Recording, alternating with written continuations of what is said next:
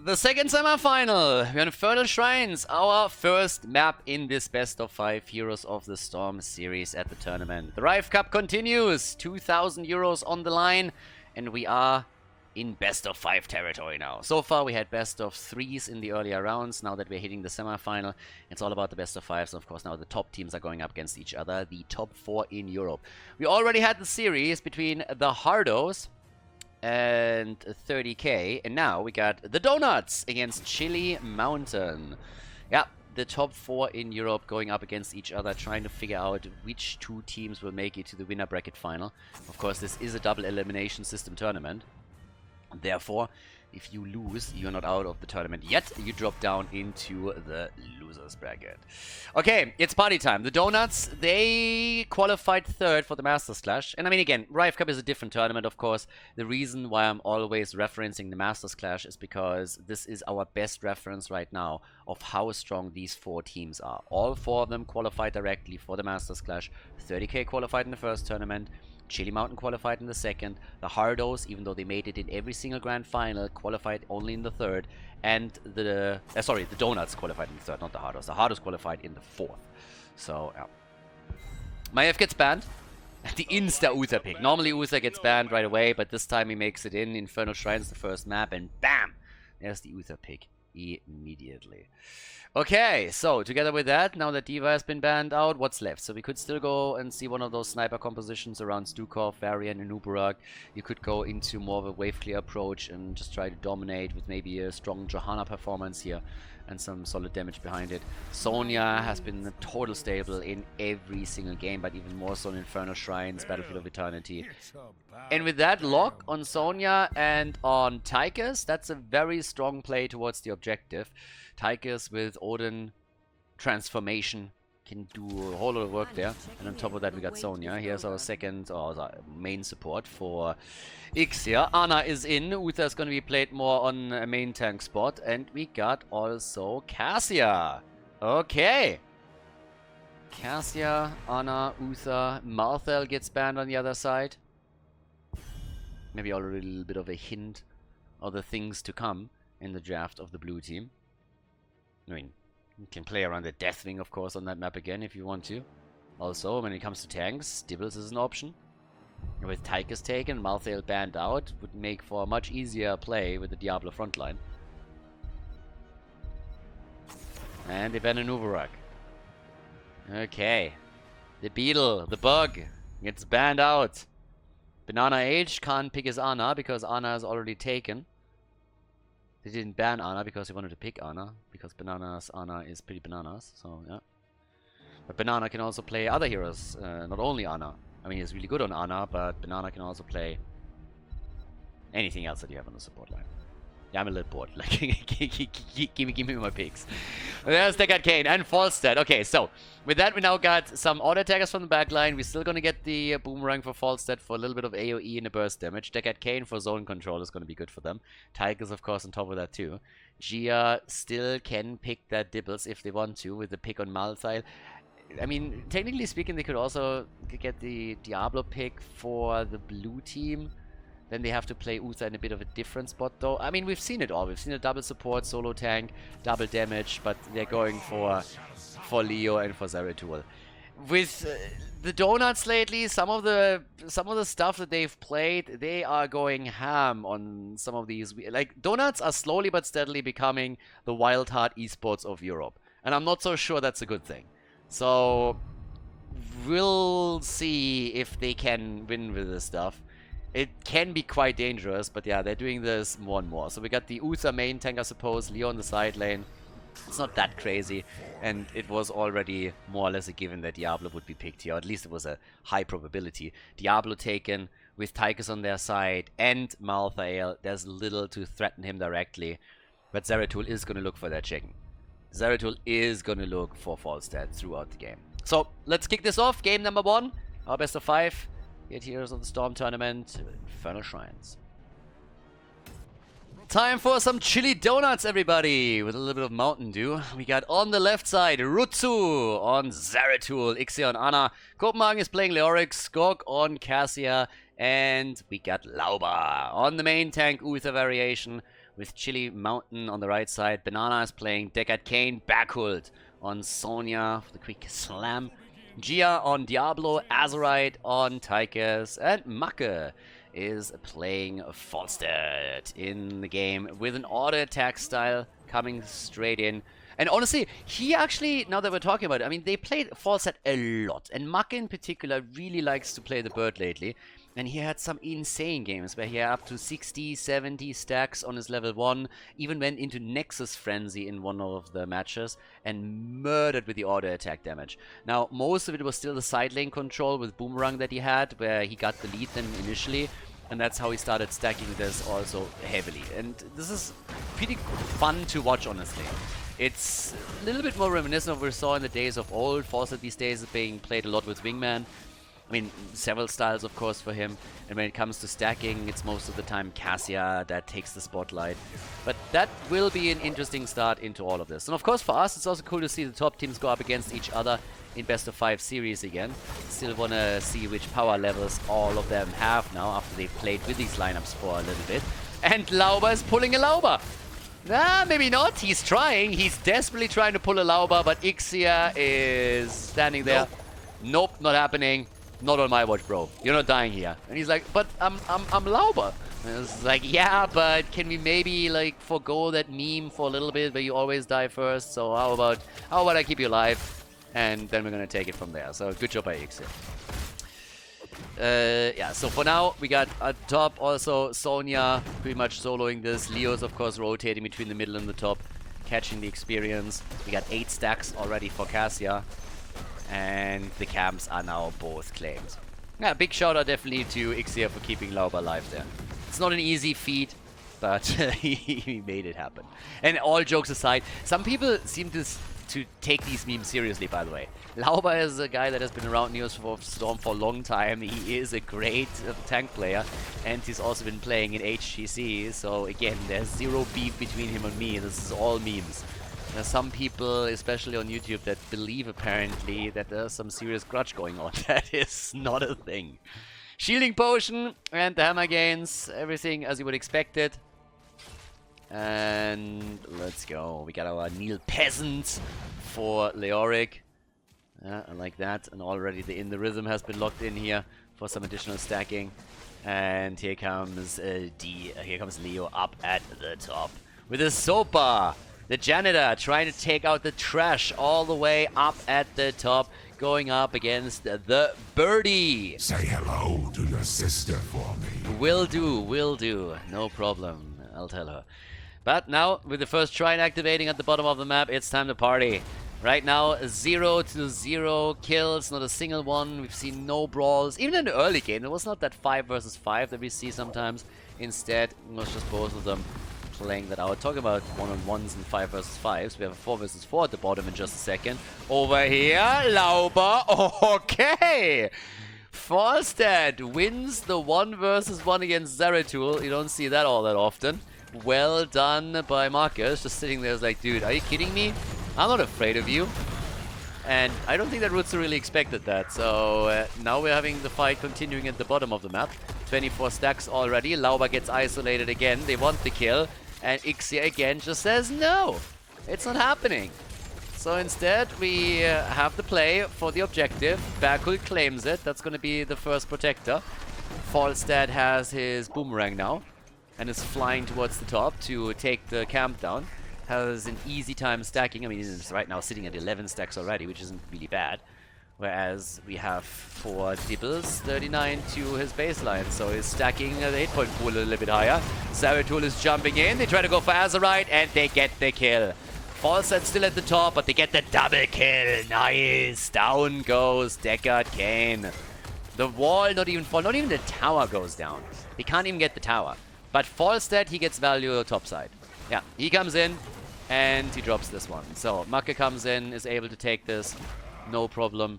And this is exactly the style that we've seen from Chili Mountain now a few times. They keep Falstad on the side. He doesn't really join the 4-man all too much. Dodges out on a sleep dart. Good for him. And he just carries the macro game. That's what they've done time and time again. They keep Falstad at the side. He's stacking. He gets the boomerang damage out, burns those minions down, joins a team fight every now and then, but normally on the objective pushes, he's not really interested in joining in with the team too soon. This time he has some problems though against Zeratul. I mean, generally speaking, Zeratul is just going to murder Falstad. Earlier, Rutzo didn't really execute it properly and got punished for it. Was probably expecting Make to play a bit more defensive once that he shows his face, and that hasn't happened. But Make has been chunked down to 50% HP pretty easily. Had to go straight up to the fountain and use it. So now he needs to be careful. And the lead in experience is now in the hands of the Donuts. So they've taken a quiet lead that will help them to an early level 10. Also, the stacks on Zeratul are done. He's already sitting with a completed level 1 quest. Okay. And all the way up at the top, Rutzo is doing his thing. Might of the Nerazim is in. Also, on top of that, we see the Eye of Horus now. And that's actually kind of nice if you're like on the side lane and you're trying to support somebody in the one-on-one as well. There's a quick kill against Deckard Cain, and damn. Snappy one. Snappy kill on this one, so good for them. At the beginning, Chili Mountain looking a bit strong, but right now, I gotta say, the Donuts pulling off a good one here. Okay, so top side, Rutzo, he's still well clearing this, but now that another camp is up for grabs at the bottom, they could theoretically take this, wait for a minion wave, and push in together with it. So there's definitely a chance for that happening. Also, just noteworthy, there's no Apocalypse this time. With the position on the shrine, you can of course go into the lightning breath. Zero problems with that. It helps you to get the objective, helps you to also zone the opponent out a bit more, take position on the shrine. We see that a lot.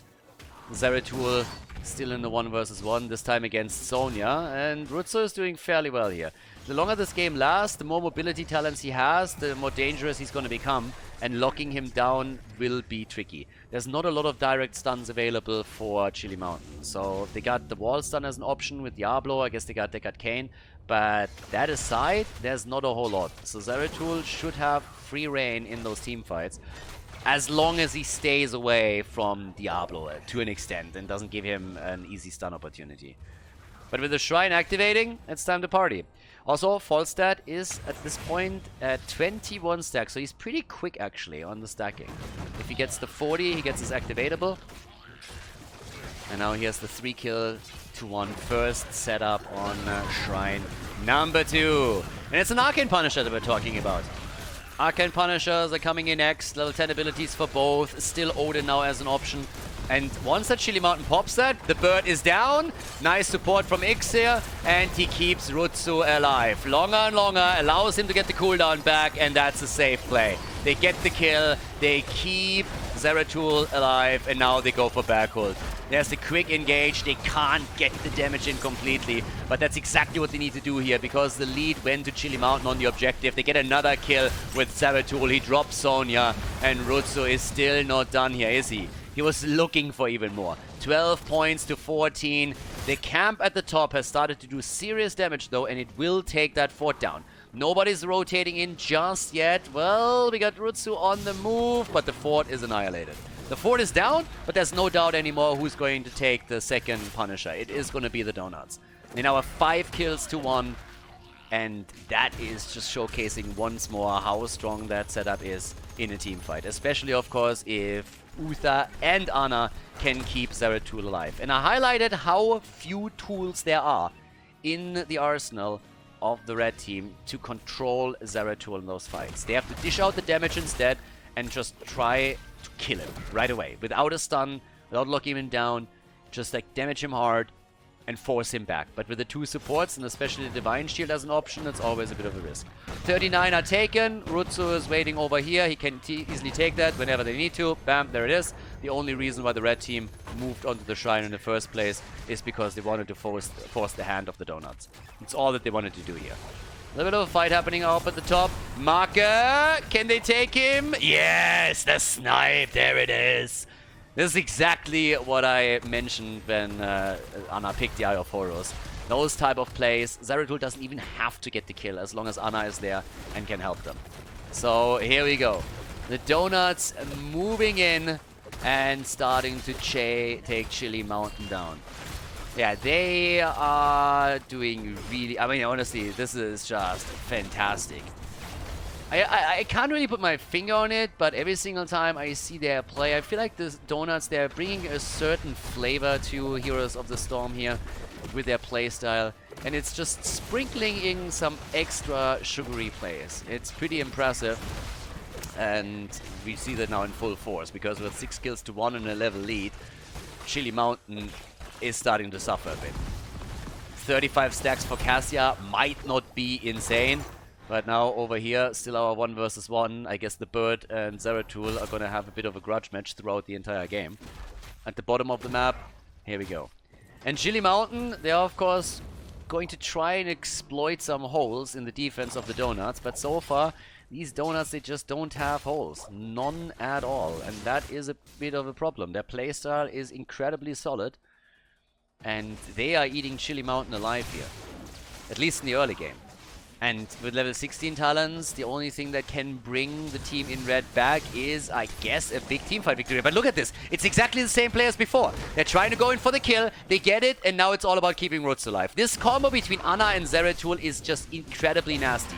And he just has to wait for the cooldowns and can then easily move out of the fight. So Volskaya just gets farmed. Yeah. It's a little bit of a battle of nutrition over here. Donuts against Volskaya.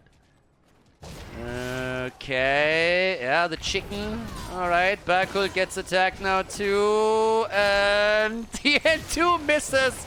But they don't even need it. They still come in and drop him. No problem. And there it is. Yeah, in the battle of nutrition, it's definitely the Donuts that are taking it over the Chili Mountain here, and especially over the Volskaya chicken place. Look at Tigers, by the way. Tigers is on 8 stacks. 8! We are 12 minutes into the game, and Azerite did not have any time in this game to get proper stacks together for his level 4. In the Rhythm is on 8 stacks. That's crazy. That's just absolutely crazy. So, right now, the play up for the next camp. They're dominating the map. They're painting it blue. They're taking every single camp that is available. Technically, they've only taken a single fort now, but they are applying more and more pressure here. Yeah, Azerite again leading the charge with overkill. They're trying to lock them down. Nice. Divine Shield on Ultha.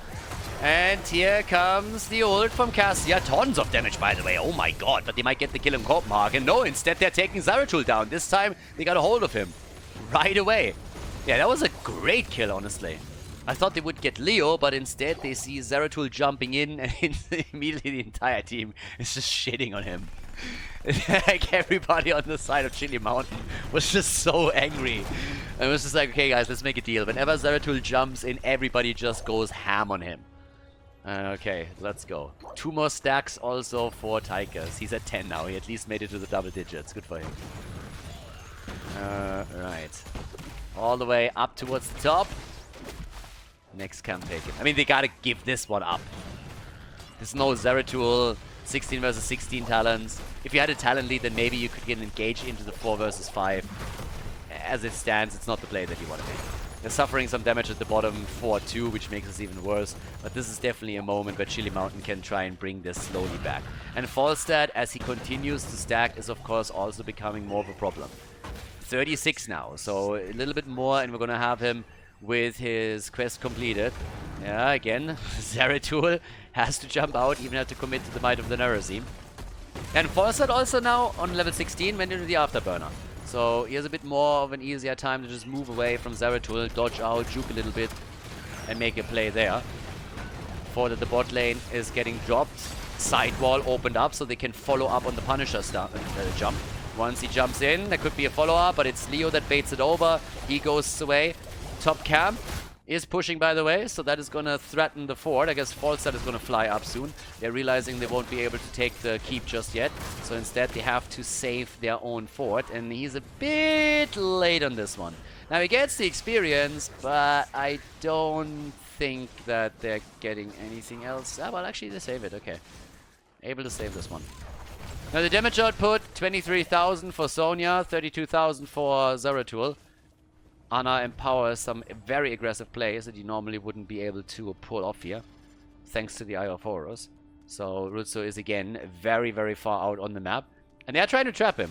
They know that he's here somewhere. So they are just like trying to control him. They use Falstad as a bit of a bait. I say he's going to come in eventually. So if we get the drop on him, we might get the kill. I mean, take a look at the stats here. Zeratul is the only one that died so far on the blue team. So they caught him twice, but nobody else died. Leo didn't activate his trait even once yet. Neither did Uther. So the level 20 is getting closer and closer. And of course then things get even more nasty. Part of me wishes that once we got the Storm Talents for Chili Mountain and Falstad that we're gonna see the Nexus Frenzy again. I really loved when he got the series out with just insane stats on his level 1 and then was able to hammer the damage out. By the way, another one with the Burning Despair here against this lineup. Doesn't seem like they need the engage necessarily. At least not in the same way that you would normally want to. So, yeah, they're playing it out with the Burning Despair. They got the Shadow Stride in. And the Eye of Horus got upgraded too. Half level is still missing for Chili Mountain. Zeratul moving out, bottom of the map. It's all about hiding in vision. I mean, the movements that you see from Chili Mountain on the minimap, a lot of them, they're just hiding all of this. So they're just showing Falstad. They only need Falstad. Oftentimes on lower leagues, you see people trying to burst these minion waves away with their entire lineup, but then you know where they are. With this, half the team is hiding and the other half is attacking. And now they're making a play for the keep. So they snuck in, they only showed Falstad. That's of course the force on the Hearthstone back. They got a bit of extra damage in and now they can retreat. So they are forcing some of them to Hearthstone. And as long as you have vision, you can make those plays over and over again. You just need to be careful that they're not getting caught. And of course, part of why they're doing this is that they didn't have level 20. And what did that accomplish? It forced the opponent away from the bot lane a bit, because there was always the possibility that the Donuts are now using their Storm Talents to try and push in for this one. Now with the level 20 talent, we immediately get the Ignore Pain. Falstad, by the way, has not taken his talent yet, so he is still thinking a bit about, okay, how do I play this? Do I really need the Mighty Gust here? The Wind Tunnel? Or can I really try and go for some additional damage in this one? Yeah, they go full control. And with him being at 47 stacks, I think that really makes sense. If you need him as an auto attacker, usually there's other heroes that do a better job. Of course, for Maka, it's a lot about the cycling control. That's why he has Boomerang, so he brings a lot more to the table. But yeah, he doesn't go into the Nexus Frenzy. We've only seen it once. Instead, they're going for Lauber. Lauber who? Exactly. Uther is down, but he has redemption. He's going to be back. Yeah, Uther is redeeming himself right now. And, okay, he just wanted to test the 20. Yeah, there's the Entomb. Alright, they're trying to drain him. Gia gets attacked. Backline. Zeratul has to jump out, and immediately the Eye of Horus gets activated again, but Maka is down. Rutsu takes him apart, and then he jumps. Oh my god! Jumps in, jumps out. What? Oh my god! 4 kills! 5-man wipe, everybody! Oh. The Zeratul play is over here. The bird goes down first, and look at this team fight. What an insane setup. They just wrecked them completely. 13 to 3 kills, and now the move straight up for the core. What an insane battle. That's just nuts. And, well, that's core. Diablo is back, but he's the only one, thanks to the souls that he had. And they are going for him right away, once again. 14 to 3 kills, and they are murdering game number 1. Holy shit. What an explosive fight up the top. And the Donuts, they take game number 1. They're eating Chili Mountain for breakfast, and that's a 1-0 lead in this best of 5.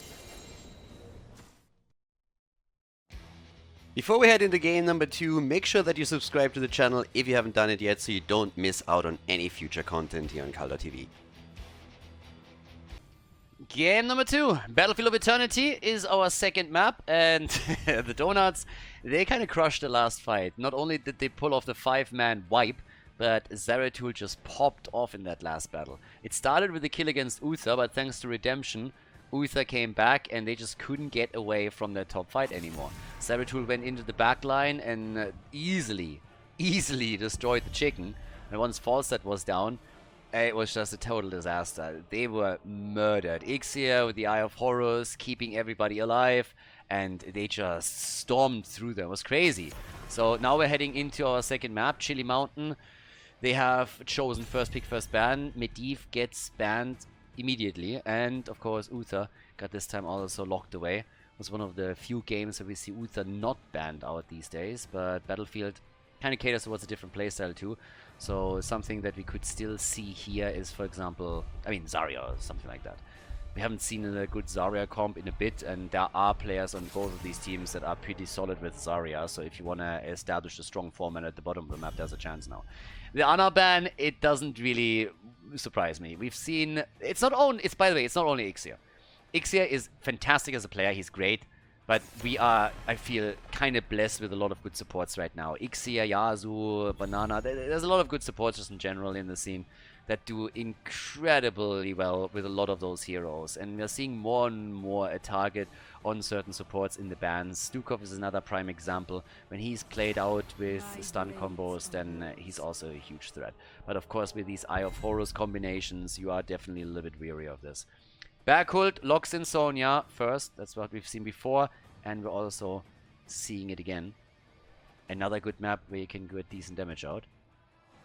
And here we go.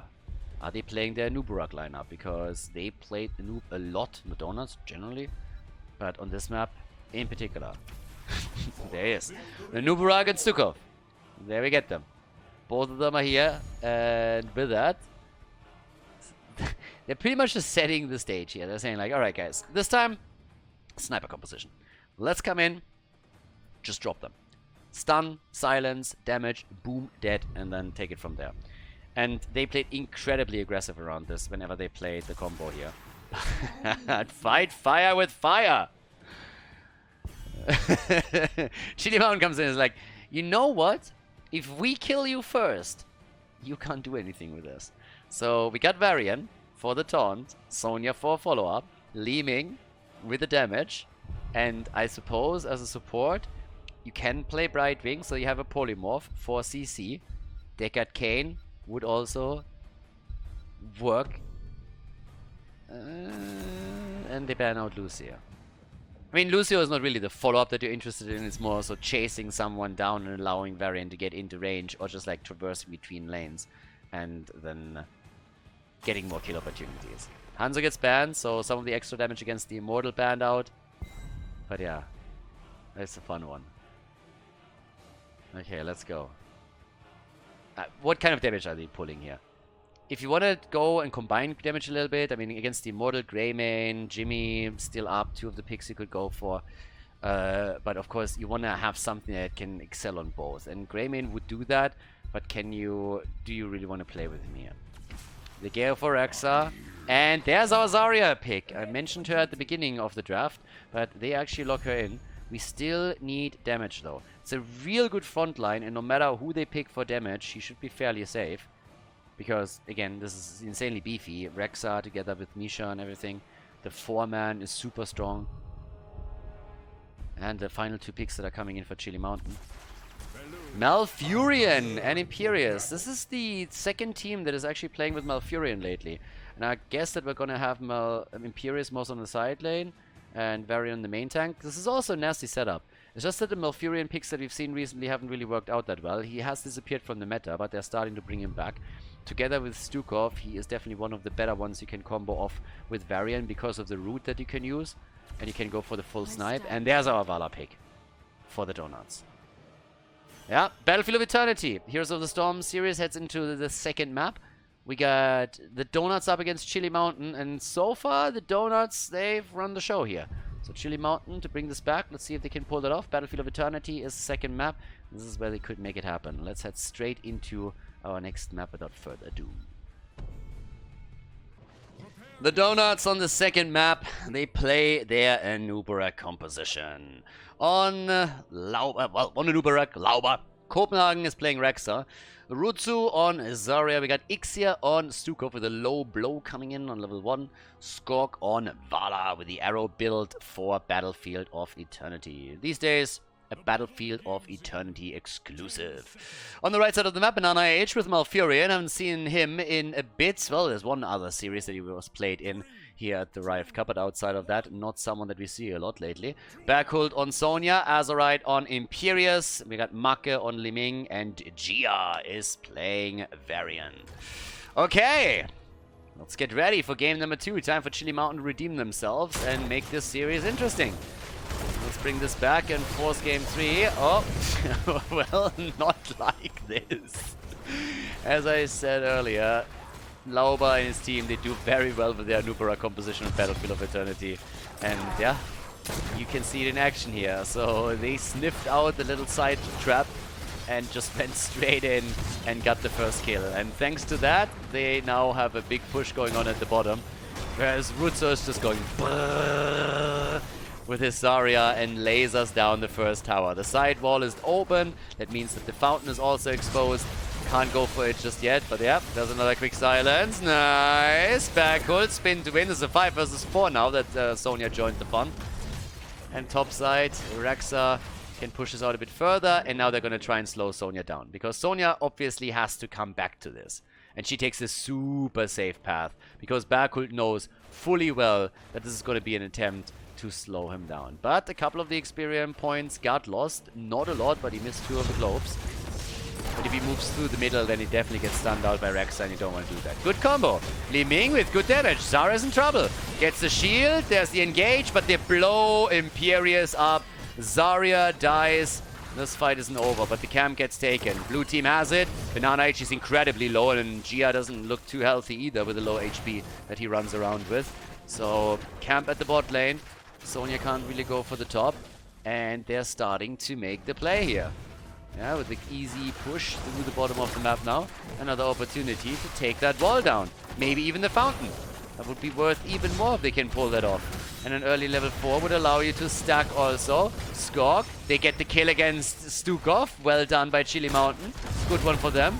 And the first stack is in for Vala, who immediately jumps out with a repeating arrow. Now the build, of course, well, not with the repeating arrow, so with the vault. But yeah, once that you have repeating arrow, obviously you're not only going to stack your level 4 a little bit quicker, but at the same time you're going to be an absolute menace with your monster hunter once that you are starting to hit the immortal. Double arrow in, and you're just chunking a huge part of the XP out, of the HP out. Now that we got our level 4, that of course means better barbs for now, and we have on top of that the speed bubble for Zarya. So all about that engage and disengage that she can supply the team with. Yeah, level 1, the vengeful roots. I really like Broccoli at the same time with a variation where you're trying to go for variant kills that could also go for heal shutdown. Obviously, there's still the shield to be considered for Zarya. Variant can play against it a little bit. But again, this isn't rock, paper, scissors. Too many people still got the idea that when you're playing Heroes of the Storm and all of a sudden, you know, someone like Varian comes in, it's all of a sudden impossible to play Zarya. You shouldn't play Johanna or something. That's obviously utter bullshit. So it's one tool that you have in your belt where you can play against something, but everybody that tries to tell you that crap is theory crafting. So you can still do that if it fits the combo. Either way, you gotta be careful, because the fact that it isn't rock, paper, scissors doesn't mean that it's useless. It still has an impact. And both of the teams already with very impactful attacks into this bottom skirmish, and both of them walked away with a single death or kill. So good for them.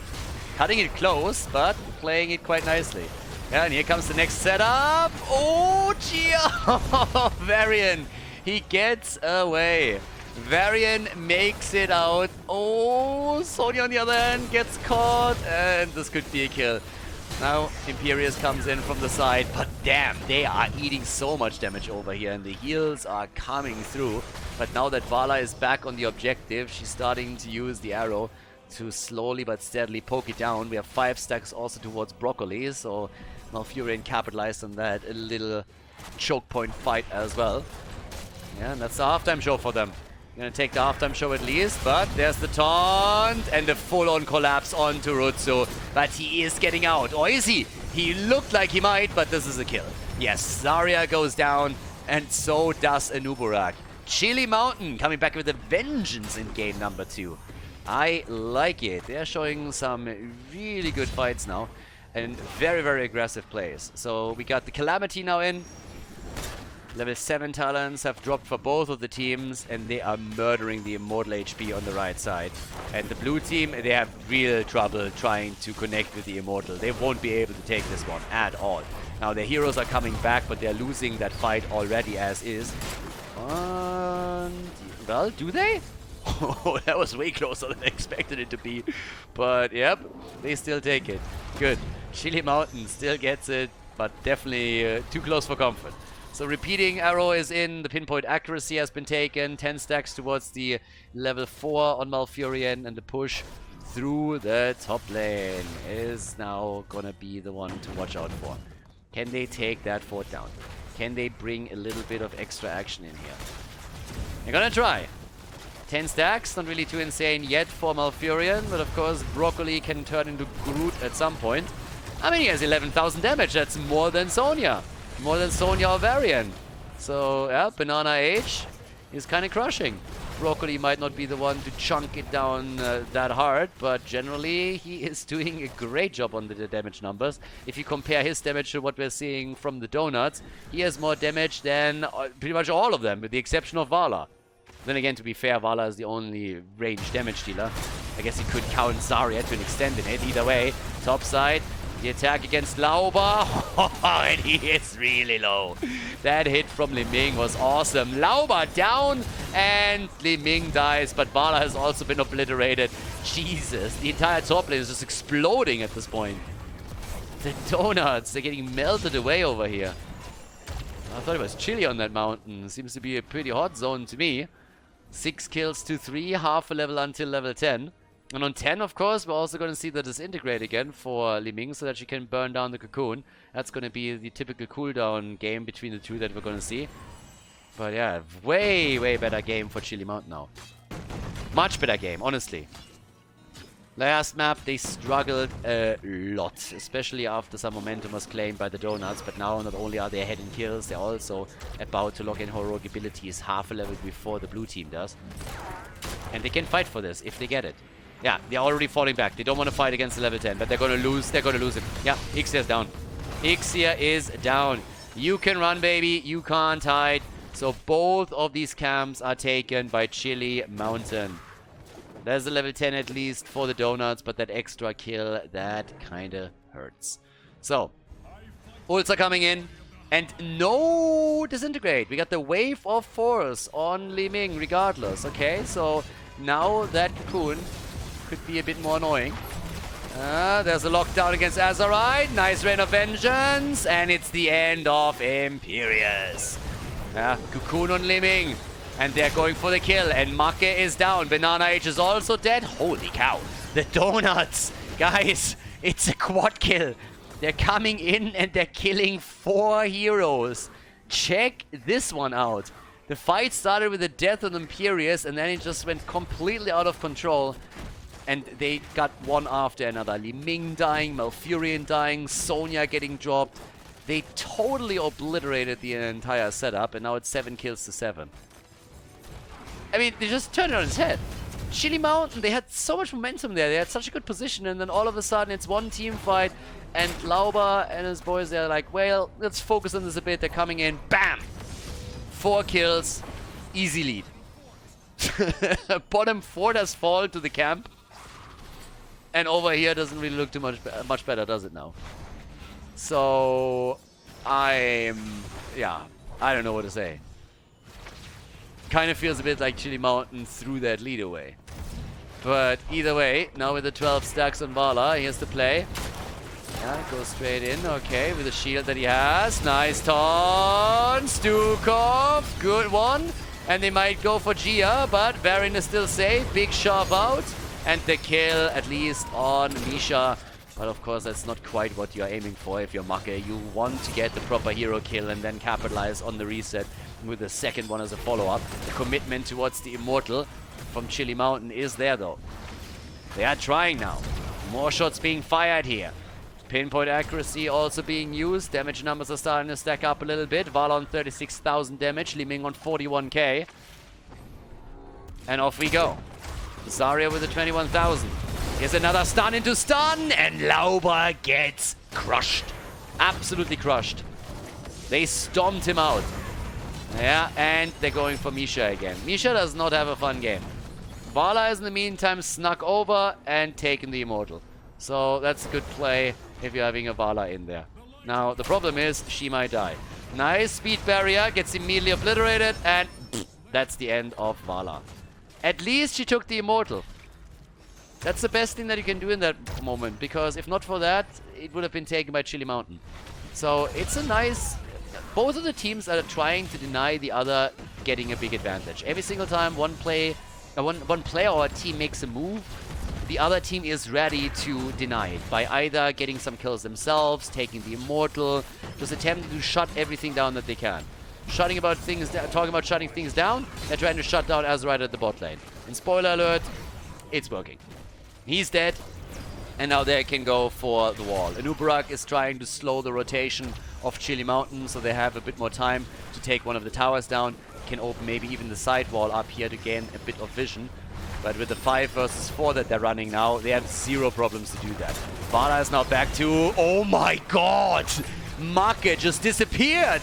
And so did Malfurion. Both of them just get dropped within seconds, and it's a follow-up on Varian. It turned from, can we take this wall, to let's take the keep. And maybe even the game. They want to go for game here. The Donuts can't stop, won't stop. Guys, they are crushing. It's insane. They should have got 3 kills here, but they did. And now they go for the core, and they're ending game 2, aren't they? Is that the 2-0 lead? Varian is back in 4, but they're just simply going for it. Stukov is dead. Vala is dead. Team. There's the kill against Zarya, 4%. And it's over. The Donuts with the 2-0 lead in this Heroes of the Storm best of 5. Holy shit.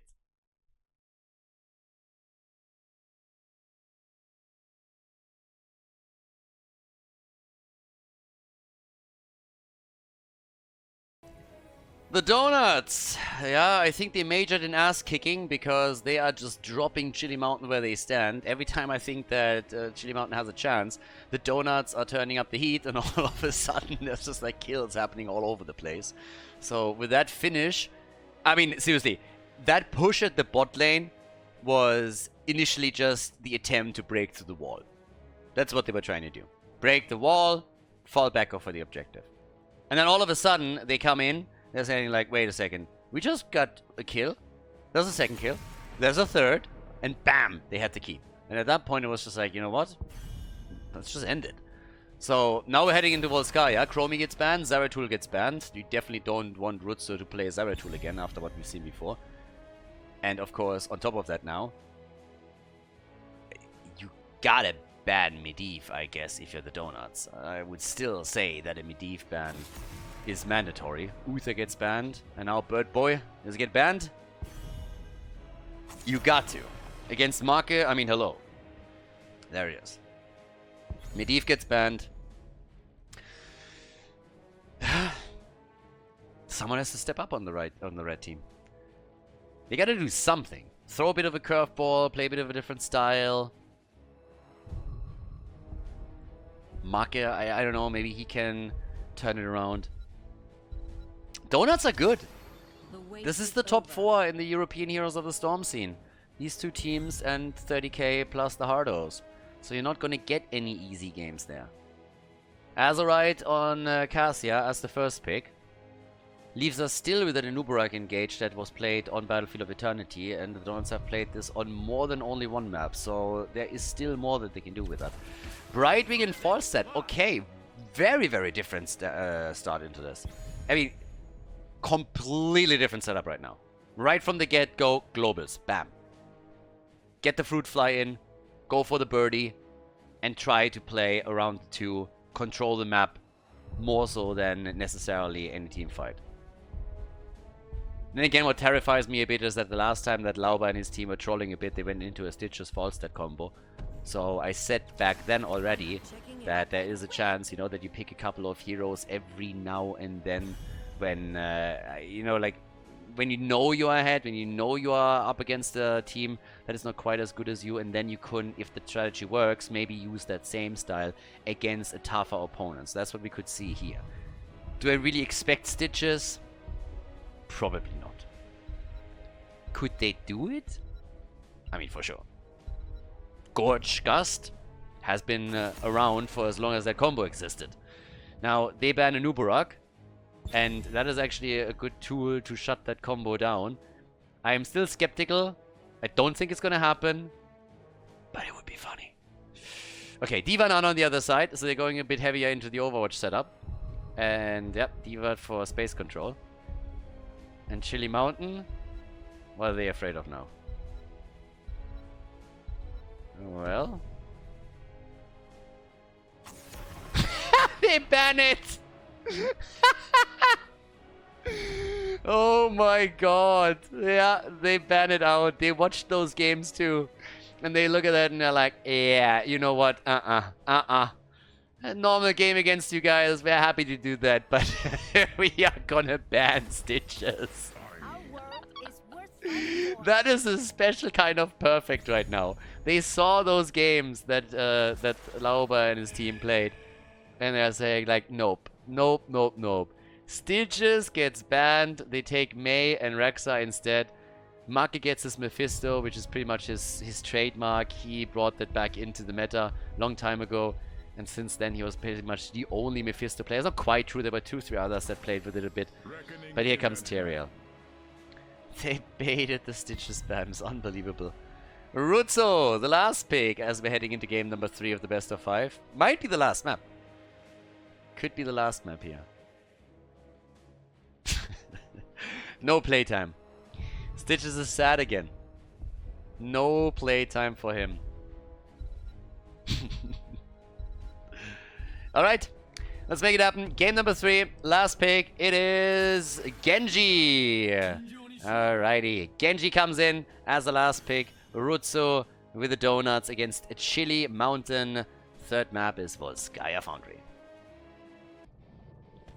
Game number 3, Volskaya Foundry, and we just might see the series end here. So far the Donuts were on an absolute train of momentum that they were riding to drop Chili Mountain, and if the red team doesn't turn this around somehow and levels their game up a little bit, steps up the game, then this is going to be a quick 3-0. But of course, we still have high hopes to at least get a 4th game, maybe even a 5th would be nice. Rutsu and Genji for the blue team, Skog on Falstad. We have Lauber on May, Copenhagen on Rexia, Ixia is playing Brightwing, and on the red side of the map, in red, Banana on Ana. Banana's Ana was always Bananas, and that's why Banana plays Ana once again.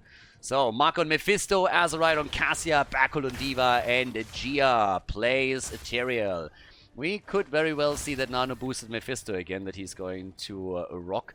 Stacking for Falstad, so he's gonna look at these auto attack stacks. It's already up at the top lane and doing some work there. Everybody else just trying to intercept rotations down to the bottom of the map. Bakul with Diva shouldn't have too many problems here, but they are really beating him up a little bit. Yeah, that mech is experiencing a dent or two, so some mechanic has to deal with that later on. Mid lane, there's a little bit more poke happening. I mean, Falstad isn't the only one that's stacking. Nope. We also got Cassia in this game. So, yeah, she's trying to do the same thing. But I gotta admit that that's a nice collapse onto the top side, and that's Cassia gone. 1 minute mark has just hit, so the teams are looking to grab some items, but that was a solid kill, and as Skog was involved, it also helps him to lock in more stacks towards the level 1. So perfect opening for the Donuts in this series. That Sleep Dart, I don't think they have the follow-up for it now. No. There's no damage just yet. Genji is starting to jump down to the bottom of the map, and they are already pushing them away. They have so many globals right now. Falstad is flying in, Brightwing is on the way, and they're gonna lose heroes here, aren't they? Well, that's the mech already gone. Big fight! And again, Swift Swipe coming through. They're going for Gia. The explosion is out. The birdie is dead as well.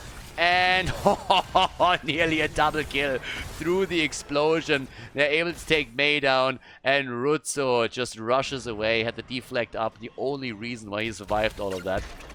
That was a very aggressive play from the Donuts, and if it works out and you get the kills plus the item, then you are incredibly far ahead. But it didn't. So now, instead, Chili Mountain has a lead in experience, and they have the extra item. And who doesn't have an item yet? Aha, blue team. Which means they're now going to get the turret, but they're already so late that they're only going to have a single turret for the first objective if they want to fight it out. All the way up at the top, Rutsu still trying to get some damage in against Banana Age, poking it slowly down, and there we go. Okay. So, I mean, honestly, my personal opinion is that every single Genji player just has ADHD. These guys are just zipping around the entire time. It's like, oh, look, a squirrel.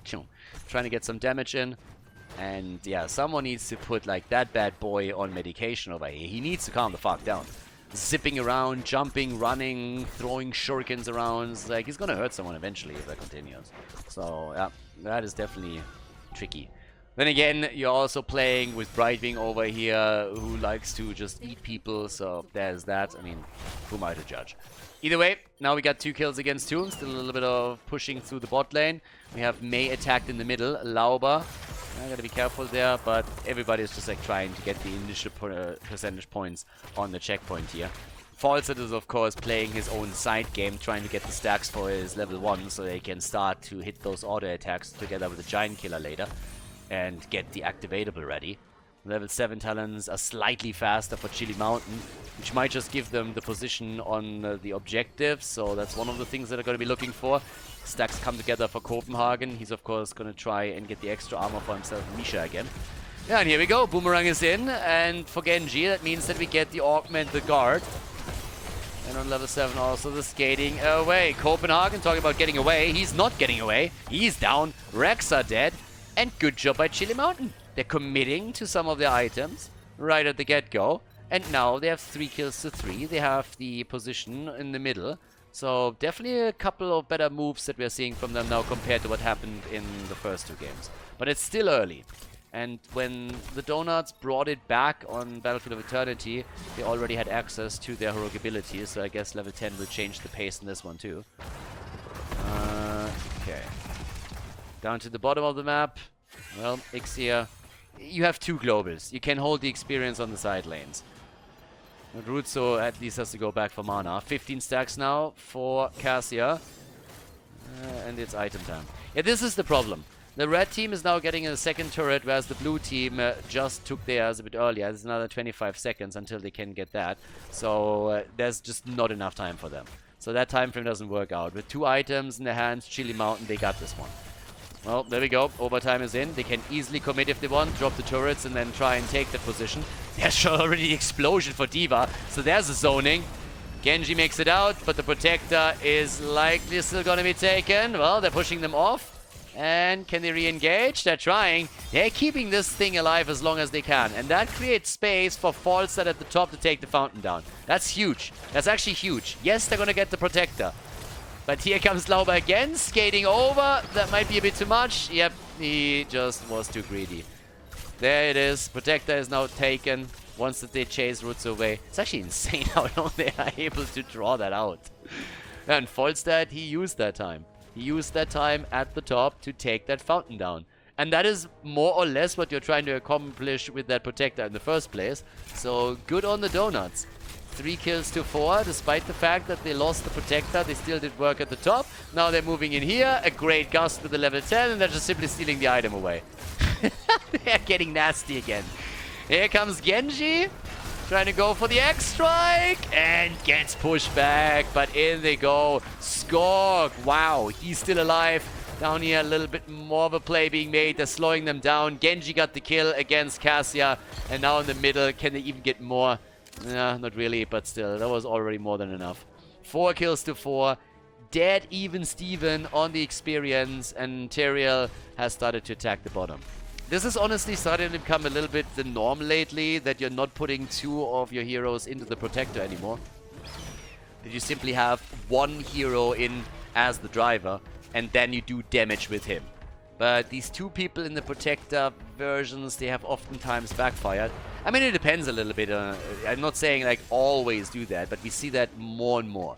Because in the early game in particular, or even in the late game, if you have 2 in, then oftentimes the rest gets ganked and dies. Talking about dying, Lauber. 5 kills to 4. Even that healing beacon couldn't do anything any longer.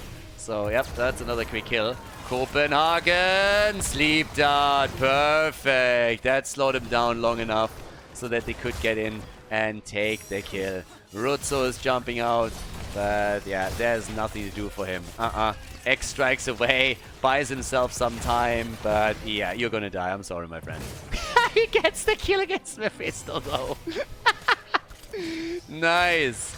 Yeah, the 4-man engage onto the bot lane to kill Genji, and then the counter kill thanks to the fort. That just feels bad. And Brightwing and Fawcett are still at the top. They applied some pressure onto the top side, and Skorg is doing his thing, getting more stacks together. He's nearly halfway done with his quest. 32 stacks for Cassia. But yeah, we got some fun stuff happening here. And Copenhagen is just axing this, one hit at a time. Yeah, okay, so with the next objective soon to be announced, we got the level 13 talents now up. 26,000 damage for Genji, but here's also where Falstad gets his Giant Killer. So he can now get some more value out of the stacks that he gets on the Seasoned Marksman on level 1. Yeah, 61,000 damage on Siege for Falstad. The birdie is doing work with Boomerang and controlling the side lanes. We've seen it a few times. During all of the team fight, he's the last one to join. He's always getting extra experience for the team. And he's doing a great job on that end. So now we have still Lauber. Again, you gotta be careful. Whenever one of those sleep darts hits you, you're gonna be in trouble. Bot lane, Skorg and Gia still fighting 1 versus 1, but Genji is waiting in the wings, hoping to get in and engage and get some damage. Hasn't really happened yet. 5 kills to 7. Needs to play, trying to go for marker. Lauber. Alright, not yet. Quest is completed for Genji. He has done his level 4. Yeah. And both of them are still on 14. But it's completely that pressure at the bot lane that's really the big deal now. Now the Protector, keep in mind, took down the wall and the fountain. So when it comes to the third objective on the map, it's a good position for Chili Mountain to be in. But the blue team is now actively trying to change that by also taking the fountain at the bottom of the map apart. Yeah, both using their ults, Brightwing and Falstad. So that's Emerald Wind and the Mighty Gust down the drain. A little bit of a play around the potential Diana setup here. I'm still waiting for that nano boost at the top lane fight on Mephisto, but right now it's actually only Rexa who's sitting up there. Nobody else is even bothering moving up, despite the fact that this is up. Now D.Va is attempting to contest that, but she can't really do too much around this. So yeah, she can slow it down and that's it. So it's going to be a staring contest at the top, while down at the bottom we have the real team fight happening. And they're trying to go for Cassia. Cassia isolated on the wrong side of this fight. The heals from Ana. Oh my god, Banana H. He missed one though. Rutzo comes in. He wants to kill. Does he get it? Yeah, yes, he does. Hail to the king, baby. Nice. One down and he wants more. Rutzo wants more. He comes in and he gets the follow-up. The 2-4-1 and a third kill. It's a triple, baby. And he's not even done with that. He wants Gia too, and... Hail to the king, baby. Oh yeah, there we go. The big boy plays. He kills 4 heroes, totally worth dying. Hashtag worth it right there. Yep, great play. Now bot lane is fully open, up at the top. They did the same thing. They took the Protector in the meantime. But oh my god. That's 2 of the forts that are gonna fall now, isn't it? What? Like, seriously, like some plays in this series, some plays that we're seeing here are just... They are between genius and madness. Somewhere in between. Oh god. So now we got our 9 kills to 8, we got 17 to 16. We get Brightwing still in the middle holding this one too, but it is just crazy. Absolutely crazy. The afterburner for Falstad, of course, he has 28 stacks. I don't think he's going to get an insane amount of auto attack damage in this game. If he eventually gets the activator, it's going to be nice, but it's not like he's going to drive the damage. We got Genji for that. It's more about Cassia and the question of how many stacks she can get. 42 for her right now. But holy moly. Yeah, there's the push against Rexa. And fading his death. Copenhagen. He's getting away. And they're trying to turn it now. Especially with Lauber coming in. Sets the wall up. Sanctification has been used. D.Va with the bomb. And the gust from Skorg as he's trying to force the fight even further. But the bird went a bit too deep. Back into the KFC bucket, baby. It's time for some chicken wings. Falstad is down. And of course, Chili Mountain is now hoping that they can get some follow-up. Doesn't have to be a hero kill. If you're just able to get some damage on structures, that's already a win, but they need to get something in these situations and gain momentum. 23 stacks for Rexa, which also means that, of course, only 2 are missing, and so that he completes the level 4 and gets the extra armor. And he's already working on the next one since he's at the camp. But the fight over here, I mean, it's just battle after battle after battle. And Genji's back. Genji's back and he gets the kill. Durance of Hate against Lauba. The explosion. Oh, the big wall. The big wall setup. The Emerald win. And Genji gets another kill. Oh, he takes Ana down again. He's just zipping around. Lauba's about to go down. Ixia as well. I have no idea how Lauba is still alive, by the way. He lived way longer than he was supposed to. There's the Genji kill, though. So, nice. Berkul with a double kill. 12 kills to 11. 23 kills in this game. Oh, they're 1 level away from 20. Just 1. It's just nuts. 64 stacks for Cassia. So, 13 minutes in. It's not bad. We've seen better. But still, it isn't horrible. So, if this continues, she might be able to get a lot more done. Especially if we have more big fights. Especially in the 5 versus 4. 5 versus 5, sorry. With Rexa around pretty much 5 versus 6. So, yeah. They're going for some items. They're going for Diva. Backult. Yeah, no. No. Not yet. Okay. The damage output in this game, Genji has 61,000. 61k. 47,000 for Cassia. Nowhere near the numbers that we see from Rutzo. And of course, second highest damage dealer is Make now. He's doing work with Mephisto, but it's just not enough at this point. Level 20 talents will give us a Shatter again. And Genji is going into the cooldown reset. Or reduction. Living weapon is in. Yeah, he is a living weapon. We knew that already. Thank you. Thanks, Captain Obvious. Appreciate the comment. Yeah, there's also the Infinite Lightning. It's 20 versus 20. Wind Tunnel is in.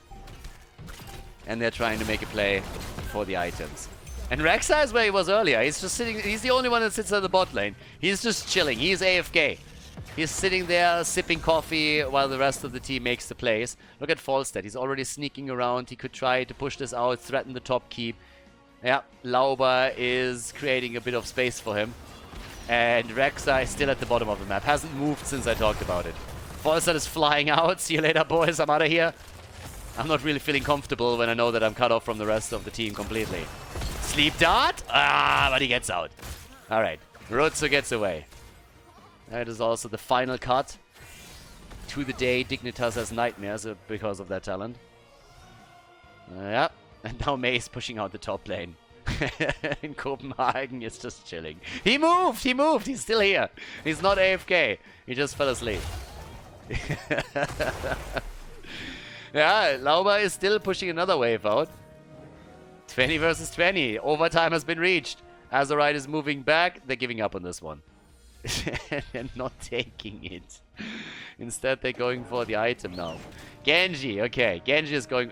is Rutsu really going to take that? I'm pretty sure that Rutsu is just like trading us like, guys, I don't want to drive this thing. It doesn't have a sword. What am I going to do without a sword? This is not Pacific Rim. Where halfway into the movie, the mech all of a sudden pulls a massive sword out. This mech doesn't have any features like that. It's a budget version. It's all that the small indie company could afford. Yeah, so finally we got a gunner in this one. 38 stacks for Falstad. They're pushing the top lane as they're pushing the bot lane, so it's a two-prong attack that we're seeing. And they're trying to go for the damage on at least one of the keeps. And they have to split their defensive forces. Chili Mountain is sitting there like, what am I going to do here? At the bottom of the map, it doesn't really look too good for the keep, I'm not going to lie to you. That one is definitely going to fall. And the 3 versus 3 at the top lane, that's a little bit better here. Brightwing is, by the way, the only one that hasn't fallen yet. Everybody else has died. But the fruit fly infestation is still ongoing. Middle of the map, they are going for more wave clear. I'm talking wave clear. Falstad, 144,000. That's my boy. 17 minutes in, he's done with the stats. Yeah, has that already. Okay, so off we go. 23 kills still. 1 keep down. Yeah. Donuts doing some work here. Genji is zipping out again. We haven't seen a big team fight since the level 20, I said. Yeah, I'm still waiting. I'm waiting for Storm talent value. And we haven't really seen anything yet. Okay, coming in, stealing that one away. Items, of course, still have super important on this map. Always were, always will be. Okay, kill command is in. The roots. Up from the top. Lauber wants to go for the shatter. Does he get it set up? Yep. Skating out. Uh-oh. Uh-oh. That's a problem. Big plays. The damage, the kill, the double kill. They want to go for the triple. Maybe a counter kill somehow by Make. And yes, he gets Rexa, but I don't think that he is going to get out of this without being punished for it. Azerite, he's moving away. They're still chasing. The bird has said, fuck it, and moved to the top to take the keep down. Skork is low, but he does work here. And now they're sitting in the middle. Rutsu, he wants to go for cooldown reduction, and he went too deep. He went too deep, and he dies. He died for a good cause, though. He bought some time for Volskaya, but I don't think it's enough time to get the keep. Skork is willing to die for it. He's willing to die for it. That's my boy. Playing it for the team, and he flies out. He gets it. He gets the keep, and he's able to escape on top of it, too. Oh, my God. Cassia has 92 stacks now, but what does all that stacking do for you if you are unable to get the kills? 80,000 damage for Genji, 69,000 for Mephisto. The two top damage dealers in this game. 14 kills to 14. 19 minutes into the game. We got 28 kills in total. Yeah, and of course with the two keeps down, that next objective is going to be a little nightmare for Chili Mountain. What are you going to do here? So right now, they just have to wait for the objective and then let the side lanes push. I mean, they have two globals. It feels a little bit like the donuts are toying with Chili Mountain. I'm not sure if it's a fair statement. It feels a little bit like this. It just feels like they're just playing around them. And no matter how much Cassia stacks, no matter how much damage Mephisto brings in, it just feels like the donuts are sitting here and just always play with them a bit. Now, the fort in the middle is nearly down. Cassia is slowly but steadily getting to 100 stacks. Azerite, his damage output is increasing the entire time. Yep, and he's going to be in the triple digits in just another moment. But that doesn't change the fact that they just lost another structure. And that the top lane is still pushing. So 100 stacks are in. And the damage output of Cassia is serious. But Volskaya, he's sitting at the bot lane. He's like, just pushing this out. Boomerang value, 6 days to Sunday. Forcing a rotation. Playing this a little bit careful here. And is himself sitting at 48 stacks. The Shatter in the back. And Volskaya could look for the Gust. And doesn't even have to. Genji's jumping in again. Gust could be used. And there it is. Sanctification is still up. And the birdie goes down to the bottom of the map again. Oh god, if I'm in Chili Mountain, I hate these guys so much right now. The birdie is just going core. Lauber slows them down. Lauber slows them down, and the bird is just like, ooh, shield, let's take it down. And then he flies away again. I would hate this guy so much if I'm on Chili Mountain. Yeah, and over here, Copenhagen, he holds the point again. Has taken some shield damage, but not damage itself. And now they go for the fight. They're coming in. Items are being dropped. Copenhagen makes it out. Top lane is, of course, also pushing. So it's not only the bot lane that they have to pay attention to. But there it is. Durance of Fate. Fake your death. And there's a kill. Okay, now we're talking. But guess what? Guess who's back? No. It's not Slim Shady. He's on the core. He's on the core, and there's two lanes pushing against him. Rutsu is starting to move in. Make is the one retreating. Top lane, 2 catapults on the core in just a second. At the bottom of the map, the core is losing hit points. Lauber goes down, but I don't think they care here. Yeah, these 2 catapults have never even moved onto it. And now Brightwing is back too. Guys, they are just ending the game. They're just ending it. If those catapults would have locked onto the core in the first place, this would be over to begin with. But now they're just attacking it. Everybody had to jump back. Genji is coming in. And the final cut takes it. GG! The Donuts with a 3-0 victory against Chili Mountain here at the Rive Cup.